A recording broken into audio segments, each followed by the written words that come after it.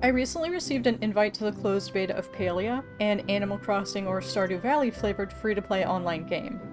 It's been absolutely incredible to play so far, and I need to talk about the building system before I melt into a wiggly little puddle of delight in my chair.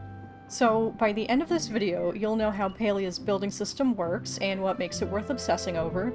Plus, I'll even show you how players can make a super cool build within their first few hours of gameplay. Players will be given their own instanced player housing right after starting to play Palia.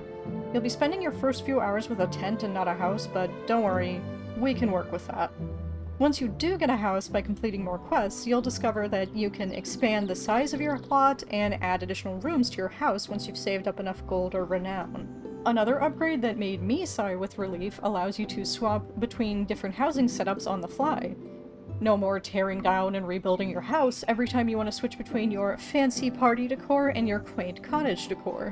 Which, like, thank God. But let's rewind a bit. We're still living in a tent.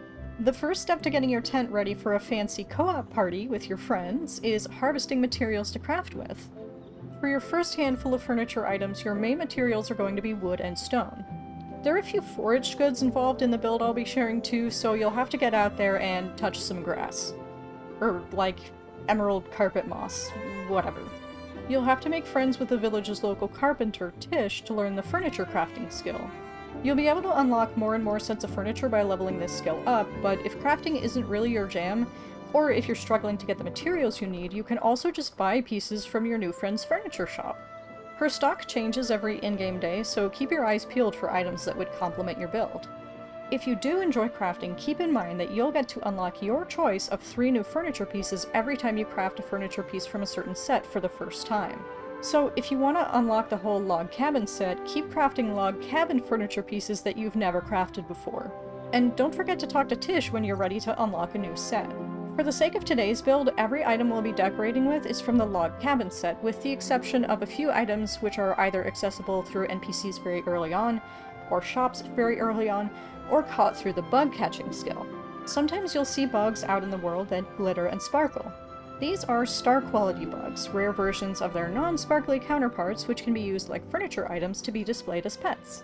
For our build, we'll be using the common blue butterfly, which, true to its name, can be found everywhere, and the proudhorn stag beetle, which is found randomly while mining rocks.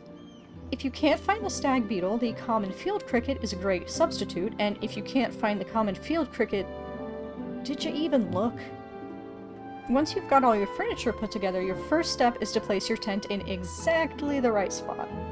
Palia makes this easy with the overhead view, which is bound to the H key on your keyboard. Placing items is pretty easy. Left-click to preview the item, use the Q and E keys to rotate it, then left-click again once it looks just right. If you placed an item in the wrong spot, just left-click on it to preview its new position.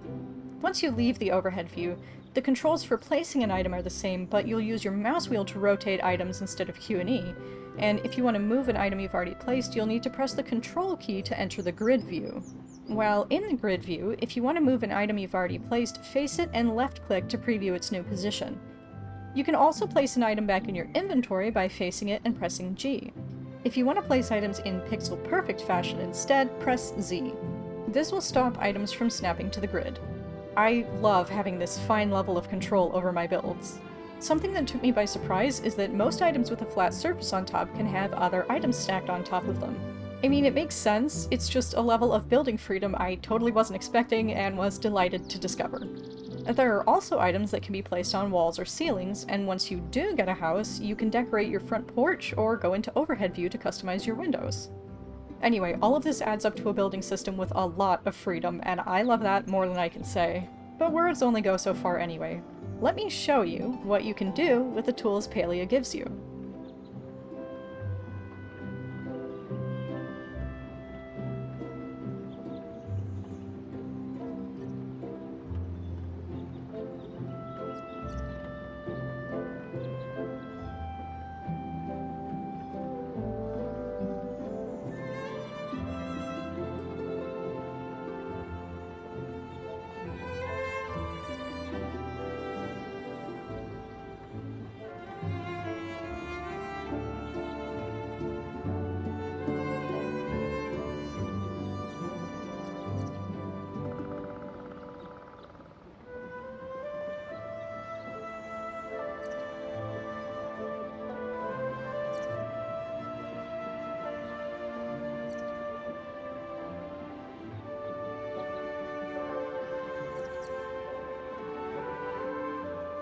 And there you have it.